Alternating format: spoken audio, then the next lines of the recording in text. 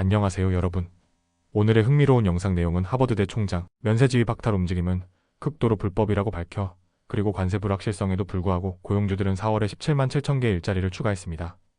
에 관한 것입니다. 우선 좋아요 버튼을 누르고 채널 구독 및 알림 설정도 잊지 마세요. 여러분의 관심과 지지가 저희에게 큰 힘이 됩니다. 첫 영상에서 전해드릴 이야기는 미국 정치와 교육계를 동시에 뒤흔들고 있는 민감하고도 중요한 이슈입니다. 이 내용은 미국의 대표적인 경제 매체 월스트리트 저널의 보도를 바탕으로 구성되었으며 바로 하버드 대학교와 트럼프 대통령 간의 충돌에 관한 이야기입니다. 먼저 이야기의 배경부터 설명드리겠습니다. 최근 트럼프 대통령은 자신의 소셜미디어 플랫폼인 트루스 소셜에 다음과 같은 글을 남겼습니다. 우리는 하버드의 면세 지위를 박탈할 것입니다. 그들이 마땅히 받아야 할 일입니다. 이 한 줄의 선언은 미국 교육계는 물론 정치권까지 뒤흔들기에 충분했습니다. 이 발언은 단순한 온라인 메시지를 넘어 실제로 미국의 대표 명문대학이자 세계적인 교육기관인 하버드 대학교의 법적 지위와 재정 구조를 뒤흔들 수 있는 위협으로 받아들여졌습니다. 이에 대해 하버드 총장인 앨런 가버는 월스트리트 저널과의 인터뷰에서 단호하게 반응했습니다. 그는 이러한 조치는 매우 불법적이며 하버드에 파괴적인 영향을 미칠 것이라고 밝혔습니다. 더 나아가 그는 정치적 불일치를 이유로 교육기관의 존재 자체를 위협하는 선례가 만들어질 수 있다며 그 심각성을 경고했습니다. 하버드는 현재 501 시상 규정에 따라 비영리 교육기관으로 분류되어 있어 소득세를 면제받고 있으며 기부자들도 세금 공제 혜택을 받을 수 있습니다. 그런데 트럼프 대통령이 이를 박탈하겠다고 공개적으로 언급한 것은 세법상 심각한 문제를 야기할 수 있는 행동입니다. 미국 세법은 대통령을 포함한 고위 공직자가 특정 납세자에 대해 국세청에 감사를 지시하거나 유도하는 것을 엄격히 금지하고 있습니다. 이는 단순한 윤리 문제를 넘어 형사처벌이 가능한 범죄에 해당합니다. 실제로 법에 따르면 이러한 행위를 지시하거나 개입할 경우 벌금이나 징역형까지 받을 수 있습니다. 하지만 대통령의 면책 특권과 행정권 범위에 대한 해석은 대법원에서 판단해야 할 매우 복잡한 영역입니다. 하버드는 이런 상황에 정면으로 대응하고 있습니다. 지난달 하버드는 트럼프 행정부를 상대로 소송을 제기했습니다. 내용은 이렇습니다. 정부가 수십억 달러에 달하는 연방기금을 동결하고 대학의 학문적 자유와 독립성을 위협했다는 것입니다. 이는 헌법에 보장된 권리를 침해하는 행위라는 주장이며 이로 인해 대학과 백악관 사이에 전면적인 법적 충돌이 예고되고 있습니다.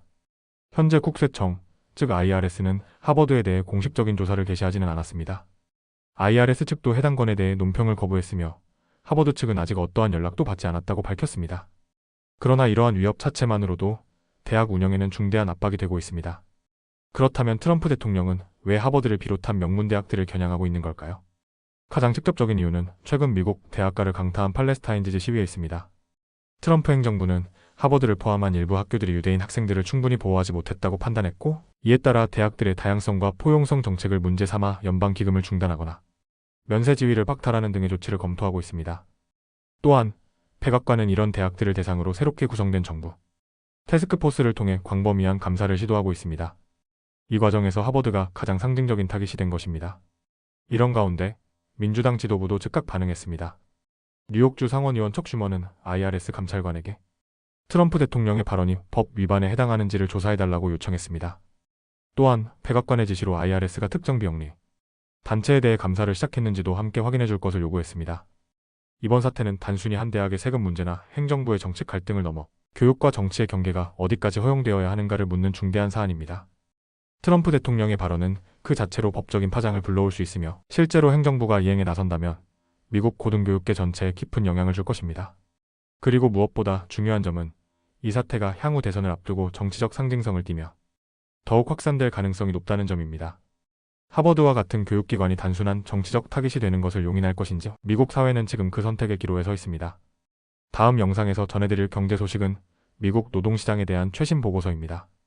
이 내용은 월스트리트 저널의 보도를 바탕으로 재구성한 것으로 단순한 고용 통계를 넘어 현재 미국 경제가 어디로 향하고 있는지 그리고 트럼프 대통령의 무역 정책이 어떤 영향을 미치고 있는지를 살펴보는데 중요한 단서를 제공합니다. 먼저 고용 현황부터 살펴보겠습니다. 미국 노동부는 4월 한 달 동안 17만 7천 개의 신규 일자리가 창출되었다고 발표했습니다.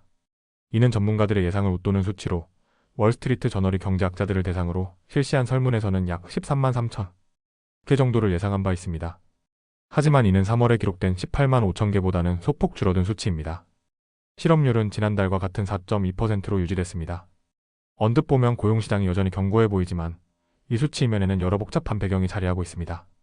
특히 트럼프 대통령의 최근 관세 정책 발표로 인해 기업들은 예측과 계획 수립에 상당한 혼란을 겪고 있습니다. 하지만 그럼에도 불구하고 일자리는 꾸준히 늘어나고 있다는 점이 이번 보고서의 핵심입니다. 투자은행 제프리스의 수석 이코노미스트 토머스 시몬스는 이번 결과를 두고 아무도 믿고 싶어 하지 않는 강한 수치라고 평가했습니다. 그는 특히 이 수치들이 대부분 2월과 3월, 즉 트럼프 대통령이 해방의 날 관세를 전격 발표하기 이전에 이뤄진 채용 결정들을 반영하고 있기 때문이라고 분석했습니다.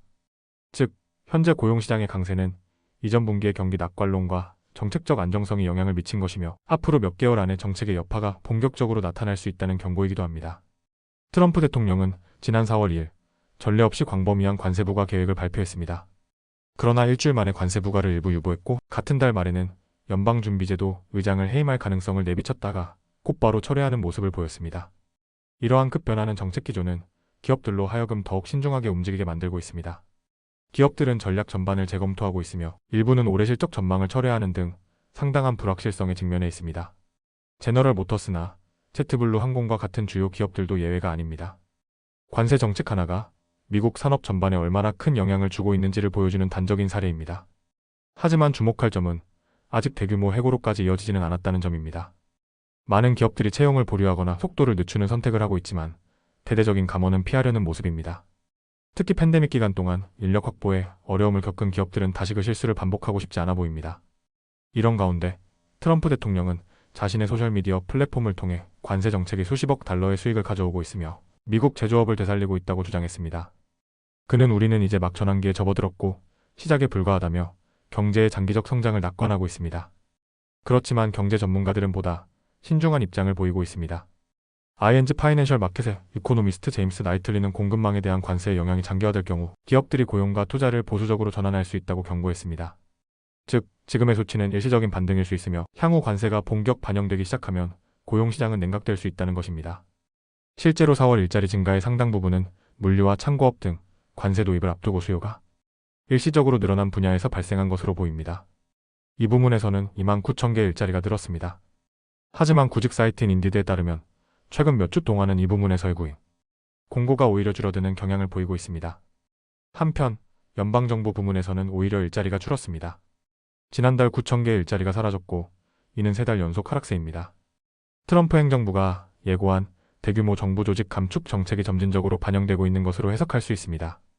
다만 아직 실제 해고로 연결되지 않은 이유는 일부 공무원들이 유급 휴직 중이거나 퇴직금을 받는 과정에 있기 때문이며 법원 명령 등으로 인해 실제 구조조정이 지연되고 있는 경우도 많습니다.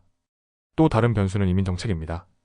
트럼프 대통령의 국경 정책 강화로 인해 외국인 노동자 유입이 줄어들고 있고 이는 특히 건설, 농업, 접객업, 의료 분야에 영향을 미치고 있습니다. 이러한 노동력 부족은 역설적으로 실업률을 낮추는 요인이 될 수 있지만 동시에 생산성 하락이나 임금 상승 압력으로 이어질 가능성도 있습니다. 마지막으로 이번 보고서는 연방준비제도의 금리 정책 결정에도 영향을 줄 수 있습니다. 현재로서는 다음 주 열리는 정책회의에서 기준금리를 그대로 유지할 것으로 보이며 6월 중순 회의에서 금리를 인하할 가능성은 낮아 보입니다. 물가 압력은 둔화되고 있지만 노동시장이 아직 강세를 보이고 있기 때문입니다. 정리하자면 현재 미국의 고용시장은 예상보다 강한 모습을 보이고 있지만 이 강세가 얼마나 지속될 수 있을지는 아직 미지수입니다. 트럼프 대통령의 무역 정책과 정부 구조조정, 이민 정책 등 여러 요소들이 동시에 영향을 주고 있는 지금 향후 몇 개월은 미국 경제의 방향성을 가늠하는 데 있어 매우 중요한 시기가 될 것입니다. 오늘은 여기까지입니다. 다음 영상에서 더 유익하고 흥미로운 내용으로 찾아뵙겠습니다. 이 영상은 투자 의견이 아닙니다. 매우 감사합니다.